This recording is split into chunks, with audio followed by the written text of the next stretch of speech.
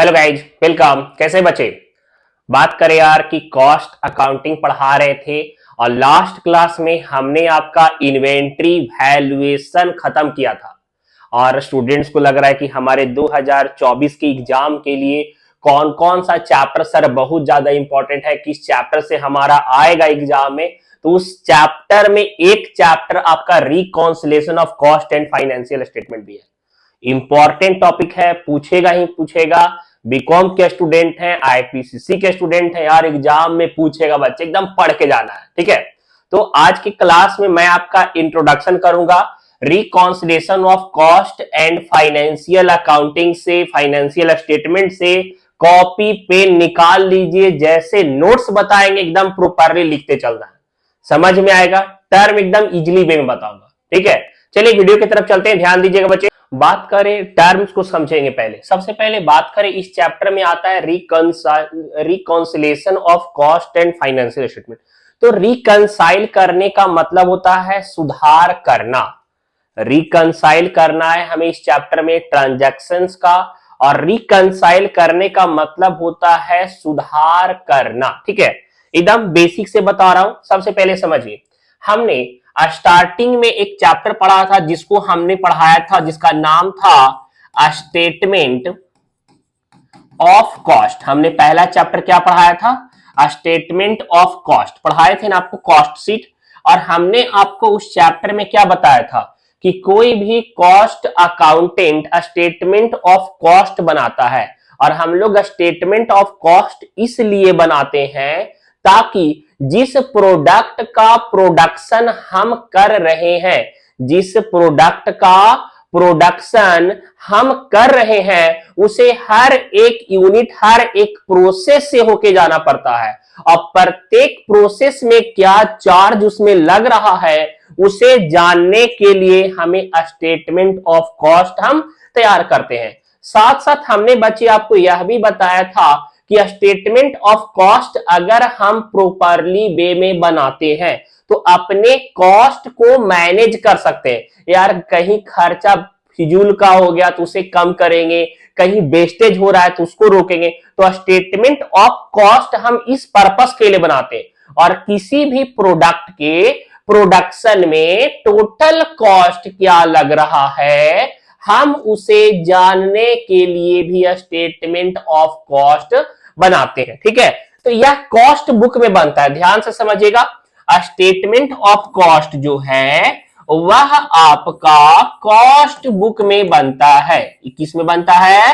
Cost book में बनता है। और यह फैक्ट्री के अकाउंटेंट के द्वारा मेंटेन किया जाता है। ठीक है, समझिए स्टेटमेंट ऑफ कॉस्ट कहां बनता है सर? यह कॉस्ट बुक में बनता है, कॉस्ट अकाउंटिंग के लिए बनता है। और इसको बनाता कौन है सर जी? यह फैक्ट्री अकाउंटेंट इसको बनाता है कि फैक्ट्री में खर्चा क्या, कहां, कैसे हुआ है, उस ट्रांजैक्शन को लिखने के लिए फैक्ट्री का जो अकाउंटेंट होगा वह बनाएगा कॉस्ट बुक। वह क्या बनाएगा?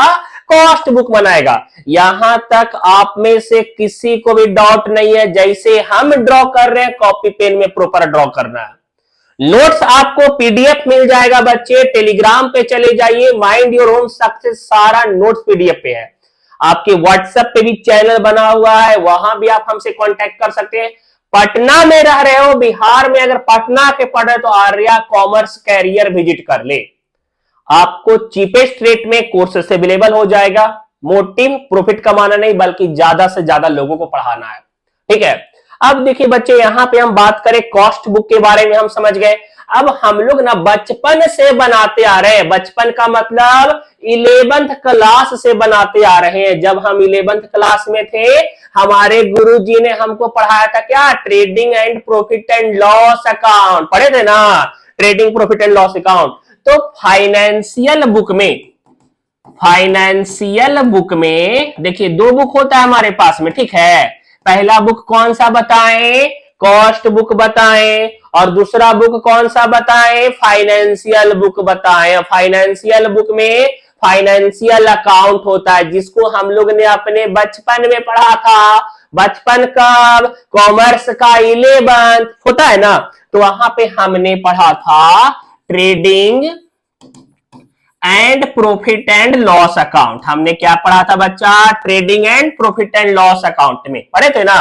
तो trading and profit and loss account में आपका एक्सपेंसेज डेबिट साइड में और इनकम आपका क्रेडिट साइड में लिखाता है, ऐसे नहीं हो रहा था। तो यहां पे कॉस्ट अकाउंटेंट कॉस्ट बुक को अलग मेंटेन करता है, फाइनेंशियल बुक को फाइनेंशियल अकाउंटेंट मेंटेन करेगा, ठीक है। तो दोनों बुक अलग अलग जगह मेंटेन हो रहा है, लेकिन अगर इन दोनों बुक के ट्रांजैक्शन में किसी भी प्रकार से कोई गड़बड़ हो गया, मतलब यहां खर्चा कुछ और लिख दिए, यहां खर्चा कुछ और लिखाया है, कोई खर्चा यहां लिखना भूल गए, यहां लिखाया हुआ है, कोई खर्चा को यहां कम लिखे हैं, यहां ज्यादा लिख दिए हैं, किसी इनकम को यहां रिकॉर्ड किए, किसी को यहां रिकॉर्ड ही नहीं किए। तो यहां पे आपके इन दोनों के ट्रांजैक्शन को मैच किया जाता है, और कहीं अगर गड़बड़ हो गया, कहीं अगर दिक्कत लग रहा है कि नहीं यार यहां पे गड़बड़ महसूस हो रहा है, दोनों बुक मैच नहीं कर रहा है, गड़बड़ हो गया, तो उसी को सुधार करने के लिए हम लोग reconciliation of cost and financial accounting chapter को पढ़ते हैं। क्लियर? समझाते हैं, आपको एग्जांपल दे देके ध्यान दीजिए। हाँ बच्चा ध्यान दीजिएगा। अब रिकंसाइल करने के लिए क्या क्या टर्म आ सकता है? स्टूडेंट्स लोग के मन में क्या सवाल आ गया ना कि सर जी बोल दिए कि रिकंसाइल करना है, सुधार करना है, दोनों में जो गड़बड़ हो गया है उसे सुधार करना है, तो वो गड़बड़ क्या क्या हो सकता है? हो सकता है ना, एग्जाम्पल चलिए देते हैं, ध्यान दीजिए। यहां पे अगर हम बात करें, यहां पे अगर हम बात करें एग्जाम्पल का, तो पहला समझिए, जैसे बोल देगा फैक्ट्री एक्सपेंस या ओवरहेड्स, फैक्ट्री वाले को ओवरहेड्स बोलते हैं ना, फैक्ट्री ओवरहेड्स, खर्चा को ओवरहेड्स बोलते हैं, ओवर रिकॉर्डेड। समझ में आया क्या बोल रहा है कि फैक्ट्री ओवरहेड्स ओवर रिकॉर्डेड, मतलब क्या है? ओवरहेड्स जब भी हो रहा है मतलब कॉस्ट बुक का बात हो रहा है, एक्सपेंस फाइनेंशियल में बोलेंगे, लेकिन फैक्ट्री वाले में खर्चे को ओवरहेड्स बोलते हैं। पता था नहीं ना? कमेंट में बताइए ना यार, किसको पहली बार पता चला है। फाइनेंशियल में खर्चे को एक्सपेंस बोलते हैं, और कॉस्ट में एक्सपेंसेस को ओवरहेड्स बोलते हैं, ठीक है। अब दूसरा बात करें बच्चे, यहां पे बोल देगा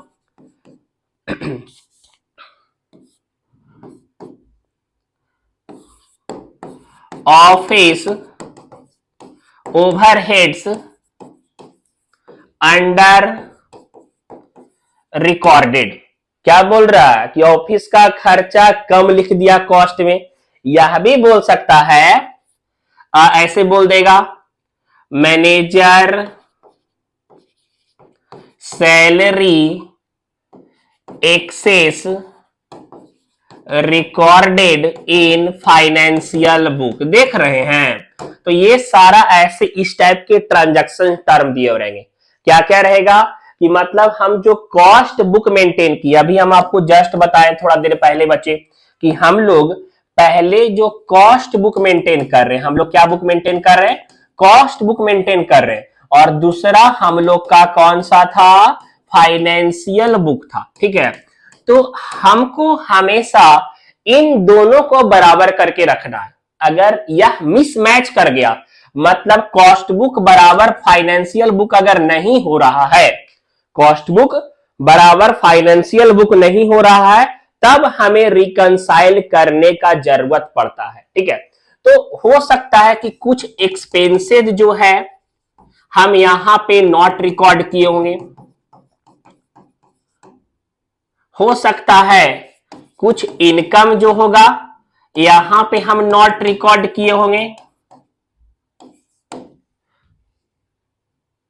हो सकता है यहां पे कुछ एक्सपेंस जो है हम उसको ओवर रिकॉर्ड कर दिए होंगे, हो सकता है एक्सपेंस अंडर रिकॉर्ड हो गया होगा, देख रहे हैं। तो यह सारा हो सकता है। अब बोलिएगा सर जी आप बराबर लगातार कॉस्ट में बोले जा रहे हैं, क्या फाइनेंशियल में ऐसा नहीं हो सकता है? बिल्कुल हो सकता है बच्चे। हो सकता है कि हम फाइनेंशियल में एक्सपेंसेज को ज्यादा लिख दिए हो, फाइनेंशियल में इनकम लिखाया हो, कॉस्ट में इनकम नहीं लिखाया हो। यहां लिख देंगे income not recorded in cost book, मतलब कोई इनकम हमारा हुआ था और हम फाइनेंशियल वाले बुक में जो हमारा ऑफिस के अकाउंटेंट थे उन्होंने ऑफिस से मेंटेन कर दिया, लेकिन कॉस्ट बुक वाला नहीं मेंटेन हुआ, तो ये भी गड़बड़ हो सकता है। बोल देगा कि interest and dividend not recorded in financial book, तो यह सारा टर्म हो जाएगा बच्चे, और हमें इसी को रिकंसाइल करना है। इसको हमको क्या करना है? रिकंसाइल करना है। और यहां पे रिकॉन्सिलेशन होता है जिसमें कॉस्ट अकाउंट का प्रॉफिट हम फाइनेंशियल बुक के साथ मैच करते हैं। क्या टर्म बोले? कॉस्ट अकाउंट का प्रॉफिट हम फाइनेंशियल अकाउंट के साथ मेंटेन करते हैं, मिलाते हैं, मैच करते हैं। तो कैसे करेंगे समझिए, पहले क्यों मिलाते हैं ध्यान दीजिए। हाँ बच्चों, अब ध्यान दीजिएगा, एक लाइन लिखे है यार इस चैप्टर में ना, बहुत ज्यादा इफेक्टिव लाइन है। देखिए बच्चे, रटवा नहीं रहा हूं, समझा रहा हूं। रटने वाले स्टूडेंट्स को सिर्फ टर्म रटा हुआ ही काम में आता है, लेकिन जो समझे रहेंगे ना, आपको कितना भी बड़ा डिफिकल्ट क्वेश्चन दे दे, कितने भी टफ स्टेटमेंट दे दे, आप बना दीजिएगा, ठीक है। तो टर्म को समझाते चलते, और नोट्स तो लिखा हुआ है यार, पीडीएफ मिल जाएगा, ठीक है। तो यहां पे समझते हैं, एक लाइन लिखे हैं, क्या लिखे हैं? Follow financial book. क्या लिखा हुआ है? Follow financial book. समझ में आ रहा है क्या इसका मतलब है? फॉलो फाइनेंशियल बुक का मतलब देखिए, हमारे हाथ में बच्चे हम कौन सा अकाउंट पढ़ रहे हैं? सर हम जो पढ़ रहे हैं ना, वह कॉस्ट अकाउंट है। हम जो पढ़ रहे हैं वो कौन सा अकाउंटिंग है? वो कॉस्ट अकाउंटिंग है, ठीक है। तो यार हम यहां पे कॉस्ट अकाउंटिंग को मेंटेन कर रहे हैं, और हमें फाइनेंशियल बुक से मैच करना है। हमको किससे मैच करना है अपने ट्रांजैक्शन को? फाइनेंशियल बुक से, फाइनेंशियल अकाउंट से अपने ट्रांजैक्शंस को मैच करना है। कॉस्ट अकाउंटिंग को हमको मैच करना है फाइनेंशियल बुक से, फाइनेंशियल अकाउंटिंग से हमें मैच करना है। क्लियर? तो यहां पे सपोज दैट, यहां पे अगर बोल देगा सपोज दैट, समझिएगा, देखिए यहां पे हम एक एग्जांपल दे रहे हैं। प्रॉफिट यहां का दे रहा है 60,000, यहां का प्रॉफिट कितना है? 60,000, ठीक है। देखिए, और यहां फाइनेंशियल, और यहां फाइनेंशियल बुक का जो प्रॉफिट दिख रहा है वो 65,000 दिख रहा है, ठीक है। समझिए, यहां पे आपको दिख क्या रहा है कि हम जब कॉस्ट अकाउंटिंग बनाए होंगे, स्टेटमेंट ऑफ कॉस्ट बनाए होंगे, कॉस्ट शीट बनाए, तो वहां से जो हमको प्रॉफिट दिख रहा है, जो हमको प्रॉफिट दिख रहा है, वह प्रॉफिट हमारा यहां पे कॉस्ट वाले में दिख रहा है 60,000, और फाइनेंशियल वाले बुक को जब चेक करते हैं तो प्रॉफिट दिख रहा है 65,000 का। दोनों का प्रॉफिट डिफर कर गया, दोनों का प्रॉफिट क्या हो गया? डिफर कर गया। कारण हो सकता है आपके नीचे स्टेटमेंट दिए रहेंगे, स्टेटमेंट नंबर 1 क्या दिया हो रहेगा यहां पे? Factory overheads over recorded in cost book 3,000। Second, interest on investment not recorded in cost book 2000। समझिए मेरी बात को, आपको कोई भी क्वेश्चन दिया हुआ रहेगा बच्चे, ठीक है, कभी कभी आपको कॉस्ट शीट भी बनाना पड़ेगा। हम सारे टर्म का क्वेश्चन बताएंगे, एकदम क्लास में लगातार बने रहिएगा, समझ में आएगा। फाइनेंशियल बुक का भी आपको नहीं दिया रहेगा, आपको ट्रेडिंग एंड प्रॉफिट लॉस खुद से बनाना पड़ेगा। लेकिन यहां पे आपका प्रॉफिट दिया हुआ है, कॉस्ट का, फाइनेंशियल का प्रॉफिट दिया हुआ है, ठीक है। लेकिन आप यह देख रहे हो कि कॉस्ट अकाउंटिंग का प्रॉफिट 60,000 है और फाइनेंशियल का प्रॉफिट कितना दिख रहा है, 65,000, 65,000 दिख रहा है ना। तो यह दोनों का प्रॉफिट हमारा एक समान होना चाहिए था, एक होना चाहिए था। अगर हम कॉस्ट अकाउंटिंग बनाए चाहे फाइनेंशियल अकाउंटिंग बनाए, हम लोग का एक कंपनी का प्रॉफिट एक होना चाहिए। अभी किसी बुक में कुछ और प्रॉफिट दिखाएगा, किसी बुक में कुछ और प्रॉफिट देखा तो गड़बड़ हो जाएगा ना। तो यहाँ पे दोनों का प्रॉफिट एक होना चाहिए था, लेकिन प्रॉफिट डिफर कर गया है 5,000 से। प्रॉफिट कितना से डिफर कर गया है सर जी? प्रॉफिट 5,000 से डिफर कर गया है। तो डिफर क्यों किया है, कारण क्या क्या है? जब चेक किया, रिकंसाइल का स्टेटमेंट जब चेक किया तो दो स्टेटमेंट उसको दिखाई दिया, ठीक है। Factory overheads over recorded, factory का जो खर्चा था वह खर्चा कॉस्ट में ज्यादा लिख दिया, over recorded in cost book बोल रहा है ना। तो यहां पे फैक्ट्री का जो खर्चा था वह कॉस्ट बुक में ज्यादा लिख दिया, फैक्ट्री का जो खर्चा था वह कॉस्ट बुक में ज्यादा लिख दिया। तो खर्चा ज्यादा लिख देने के कारण से बच्चे क्या इंपैक्ट पड़ेगा सर जी? खर्चा अगर हम ज्यादा लिखेंगे तो प्रॉफिट हमारा घट जाएगा, खर्चा हम ज्यादा लिख देंगे तो प्रॉफिट हमारा क्या हो जाएगा? प्रॉफिट हमारा घट जाएगा। तो यहां पे 3,000 से प्रॉफिट घट गया होगा। देखिए इधर समझिए, आगे हम बना रहे थोड़ा,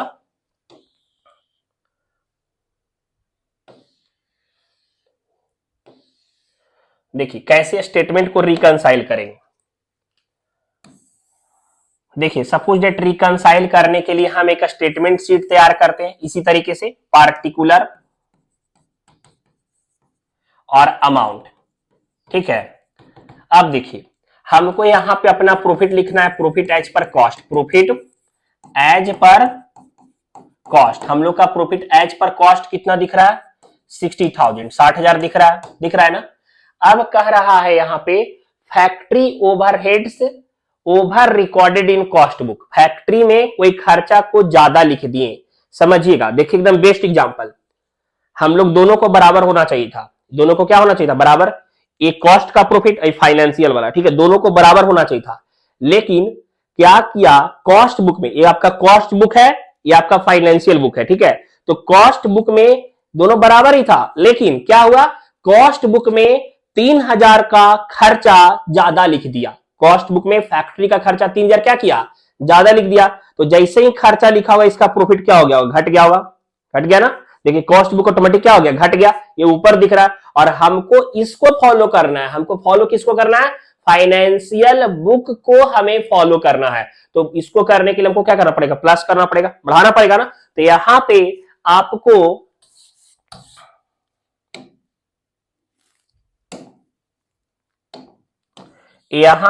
आपको प्लस कर देंगे और लिखेंगे फैक्ट्री ओवरहेड्स ओवर रिकॉर्डेड। ज्यादा लिख दिए थे फैक्ट्री का खर्चा, और फैक्ट्री का खर्चा ज्यादा लिख देने के कारण से हमारा प्रॉफिट घट गया था। तो सही करने के लिए ऐड करेंगे 3,000, ठीक है। अब दूसरा क्या कह रहा है बच्चे? Interest on investment not recorded in cost book. समझिए मेरी बात को, देखिए क्या हुआ होगा, देखिए दोनों का प्रॉफिट बराबर बराबर पे होगा, लेकिन इंटरेस्ट ऑन इन्वेस्टमेंट आया, इंटरेस्ट ऑन इन्वेस्टमेंट क्या हुआ? आया, और आया जैसे ही इंटरेस्ट ऑन इन्वेस्टमेंट इसमें रिकॉर्ड हो गया, फाइनेंशियल बुक का प्रॉफिट क्या हो गया? फिर बढ़ गया। लेकिन ये रिकॉर्ड किया ही नहीं, तो जब ये रिकॉर्ड नहीं किया है तो इसका प्रॉफिट घटा हुआ, और इसको उसके बराबर करना है, उसको नहीं करना है इसके बराबर, इसको करना है उसके बराबर, कॉस्ट को फाइनेंशियल के बराबर करना है। तो हमको प्लस करना पड़ेगा ना, प्लस करना पड़ेगा। तो यह प्लस करेंगे हम, ठीक है, समझ में आ रहा है। तो यहां पे फिर हम क्या करेंगे? प्लस करेंगे, और प्लस करेंगे क्या? ऐसे, interest on investment not recorded in cost book, कितना 2000। अब दोनों गलती को अगर हम सुधार देंगे तो जो हमारा प्रॉफिट आएगा, अब हम लोग यहां पे स्टेटमेंट को सुधार दिए तो अब हम लिखेंगे profit as per financial account या फाइनेंशियल बुक भी लिख सकते हैं, ठीक है। कितना 65,000, यह बराबर हो गया। पहले कॉस्ट वाले बुक में 60,000 दिख रहा था, लेकिन हम रिकंसाइल किए तो अब फाइनेंशियल का प्रॉफिट बराबर हो गया दोनों का 65,000। तो ऐसे हमें रिकंसाइल करना है। और डिफिकल्ट क्वेश्चन बनाऊंगा #2 में, #3 में। लगातार बने रहिए, खुद भी देखिए, फ्रेंड को भी रेफर करें, चैनल ज्यादा से ज्यादा लोगों तक पहुंचाएं, आपसे इतना उम्मीद कर सकते हैं। एक चीज और, अगर आप पटना से हैं, डाउट क्लासेस 4 है, सैटरडे संडे एकदम फ्री, नो चार्ज, ठीक है। एग्जाम में जो आपके डाउट है पहले आप कंसल्ट कर लें और आकर पूछे। 2 आवर 12 से 2 घंटे का डाउट सेशन चलता है, आप उसमें अपना डाउट दूर कर सकते हैं। मिलेंगे नेक्स्ट क्लास में, बाय, सी यू।